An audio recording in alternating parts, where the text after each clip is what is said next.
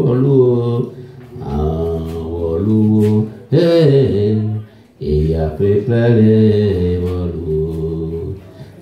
ça veut dire, je me suis souillé par mes péchés.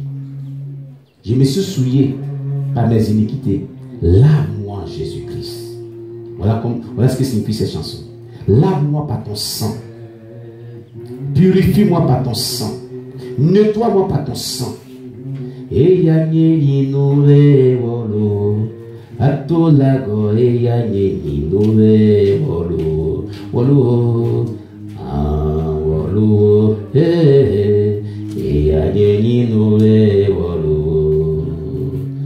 oui, j'ai péché, lave-moi, Seigneur, par ton sang qui a coulé à la croix.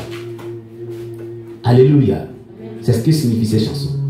C'est un chant de purification, de nettoyage de toute iniquité, de toute transgression. C'est pourquoi, après avoir demandé pardon au péché, Dieu a inspiré cette chanson. Alléluia. Pour que nous soyons nettoyés de tout péché par le sang de l'agneau de Dieu. Alléluia. Gloire à Jésus-Christ. Alors quand les chants sont chantés comme ça, bon, d'autres personnes ne comprennent pas, puisqu'ils ne connaissent pas. Alléluia, c'est tout à fait normal.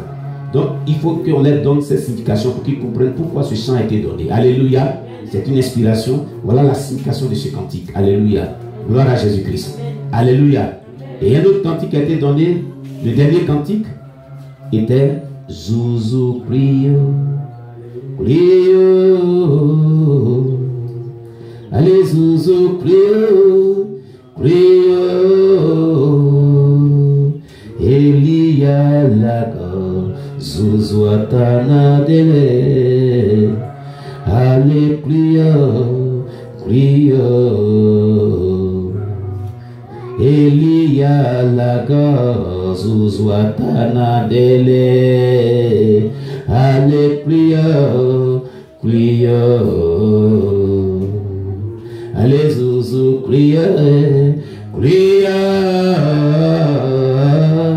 Zouzou Crio. Crio. Élisée à la gorge, Zouzou Atana Dele. Allez Crio. Crio. Elia la gorge, Zouzou Atana Dele. Allez Crio. Crio. Alors ce cantique veut dire Saint-Esprit descend. Saint-Esprit descend. Toi le Dieu d'Élie à qui nous faisons confiance, fais descendre ton Esprit Saint. Alléluia. Voilà. Toi le Dieu d'Abraham, toi le Dieu d'Élisée à qui nous faisons confiance, fais descendre ton Esprit Saint. Alléluia. C'est ce qui signifie ce cantique. Alléluia. Donc ces chants sont donnés vraiment sous l'inspiration de Dieu, compte tenu de ce que Dieu vraiment est en train de diriger ce culte. Alléluia. Voilà. Donc pour certaines personnes se disent, mais nous bien aimés la chante dans l'air, là-bas, on ne sait pas ce que ça signifie. Alléluia. Alléluia. Il faut qu'on explique un peu. Alléluia. Que le nom du Seigneur soit béni. On acclame le Seigneur Jésus. Gloire à Jésus. Gloire à Jésus. Alléluia. J'ai dit Alléluia. Est-ce que tu as compris que tu acclames le Seigneur Jésus pour la seule gloire du Seigneur Jésus?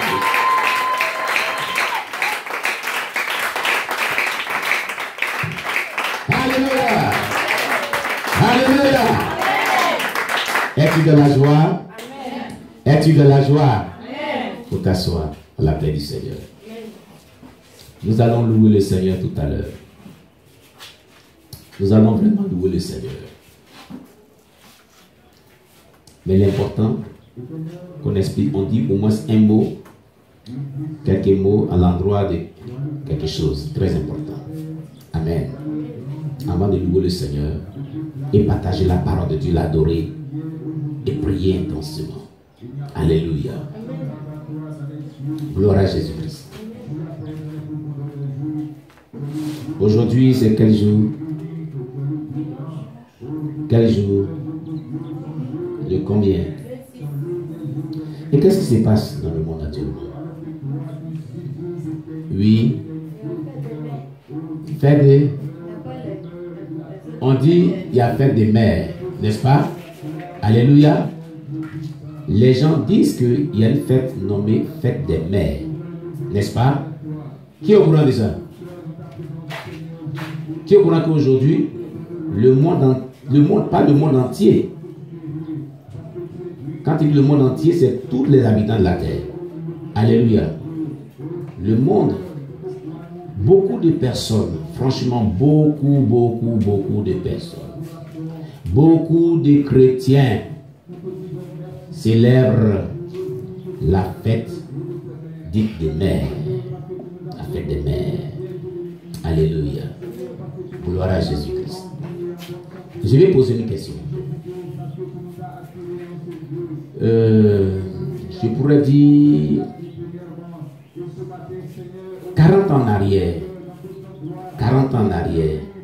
ou même 50 ans en arrière, non, 50 ans c'est trop, 35 ans à 40 ans en arrière, pour ceux qui ont vécu, des mamans qui ont plus de 60 ans, est-ce que cette fête-là, on entendait parler d'elle?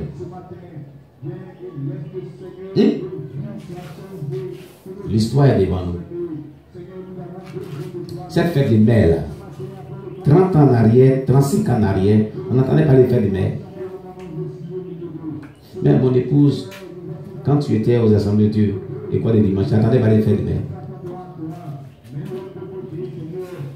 Et quand tu étais école de dimanche, là, on entendait parler de fête des mères. Fête des mères, 35 ans en arrière, dans la chrétienté, n'existait pas. 40 ans en arrière, n'existait pas. Fête des mères, fête des pères, n'existait pas. Avec qui parle de fête des mères, pas de fête des pères maintenant.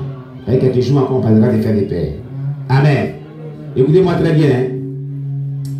35 ans en arrière, 40 ans en arrière, on ne parlait pas dans la chrétienté des fêtes des mères ni des fêtes des pères. Si vous voulez demander ceux qui ont vécu la vie chrétienne, 35 ans en arrière, 40 ans en arrière, ils vous diront effectivement. Il n'y avait pas de fête chrétienne appelée fête des mères, fête des pères. Comprenez ces choses. Alléluia. Quand on prend de 35 ans en arrière jusqu'on descend encore, il y a eu la chrétienté. Jusqu'à ce qu'on descend encore, il y a eu la chrétienté. Jusqu'à ce qu'on descend encore jusqu'à l'âge des apôtres. L'âge de la naissance de l'église. L'église est née à la chambre haute au jour de la Pentecôte. De là, jusqu'on remonte. Il n'y a pas eu de fête des mères, il n'y a pas eu de fête des pères.